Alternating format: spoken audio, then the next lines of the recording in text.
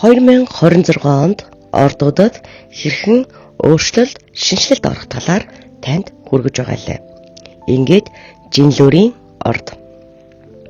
2026 онд Жинлүүрийн орд уян налархай байдал, ил тод байдал, шин итгэлээр урагшлана. Өөрийгөө илэрхийлэх, эрх чөлөө, өөрөөрөө бахархах сэдэв давангална. Жилийн эхний хагаст том шийдвэрүүд 2 дугаар хагаст шагнал ирнэ. Түүнчлэн маш чухал эрүүл бус харилцааг суллаж, үнцэнтэй холбоогоо хамгаалах хэрэгтэй. Тэнцвэр хадгалагдвал бүтээлч байдал, дипломат чадвар, ухаалаг манлайлал бусдад ашиг тусаа өгнө. Хилэнцгийн орд. 2026 онд хилэнцгийн орд харилцаа, мэдээлэл үгээрээ асар нөлөөтэй болно. Хөдөлгөөн, аялал, сүлжээ, олон нийтийн оролцоо нэмэгдэнэ. Үг нь жинтэй, мессеж хурдан тархана, санхүү, нэр хүнд эрх мэдэл өснө.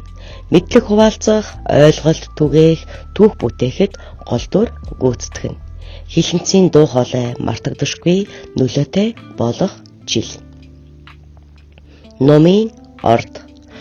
2026 онд Номын орд хамгийн том нээлт үсрэлтийн нэгийг хийн.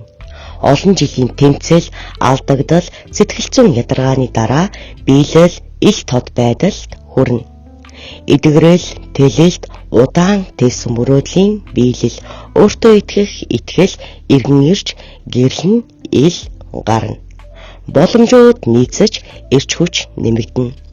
Номын орд итгэл найдвар, өөдрөг үзэл, урагшлах хөдөлгөөний бэлэг тэмдэг болох юм байна.